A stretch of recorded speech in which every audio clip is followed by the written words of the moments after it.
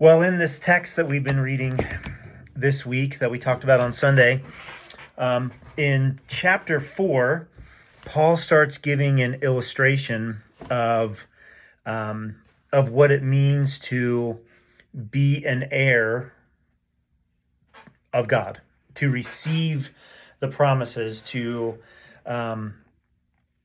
live the life that we were designed to do. And he kind of goes back to chapter 3.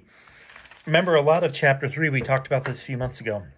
A lot of chapter 3 from Paul's letter to the church at Galatia deals with, what are we supposed to do with the law? So that's really, I'm probably gonna talk about this in like a little bit of a weird way. Like, that's great that we have Christ. Like, yay, we have Christ. We're saved.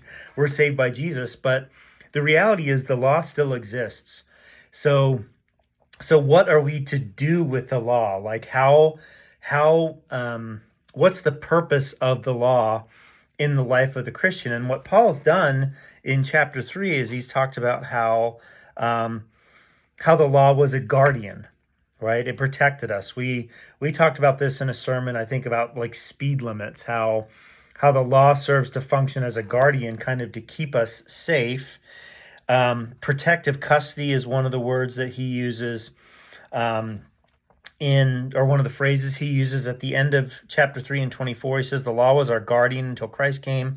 It protected us until we could be made right with God through faith. So, like, what is the law? So then he comes back into this in chapter 4, and he sets it up this way. And so I'll just paraphrase it. I'll just use it as my example. Let's say that so a father dies and leaves an inheritance for his young children. Okay, so I have 3 children, and let's say I write a will, and I'm going to give them everything that I own, and but they can't inherit it until they're a certain age.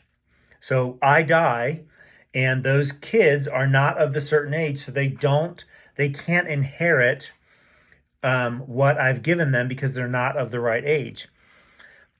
They have to obey their guardians until they reach whatever age their father set. And that's the way it was before Christ came.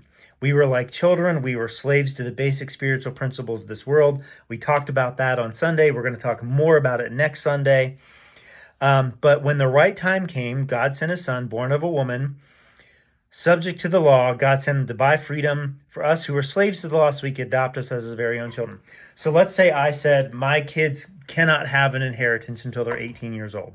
So I die, they're 6 years old. They have to wait until they're 18. And when they turn 18, they are then free from the guardian. They're free from having to keep the law. They're free to live out their inheritance. They're free to take on 1060 17th Street in Gearing. They're free to operate that and treat that sort of however they want to. Hopefully they paid attention to the guardian. Hopefully they learned when the guardian was teaching them how to mow the lawn, they learned how to do that. When the guardian was teaching them how to drain our sprinkler system, which is something I need to do, quick reminder. Hopefully they paid attention to the way the guardian taught them how to care for the property. And in the end, though, they're still free. Like, they have the freedom then. They're not meeting with the guardian every year to go through all of these things with them. And verse 7 in chapter 4 says that, now you are no longer a slave, but God's own child. And since you are his child, God has made you his heir. So we, as followers of Christ, as people who have put on Christ, as we who are sons of God through our faith in Christ, we are no longer bound by the law in the way that we were before we had Christ. Now, this is going to mess with some of us. We still functionally operate within the law because it's a good thing to know when to drain your sprinklers. It's a good thing to know when and how to mow the yard. To go back to the speed limit analogy, like, I'm not keeping the speed limit because I might get a ticket.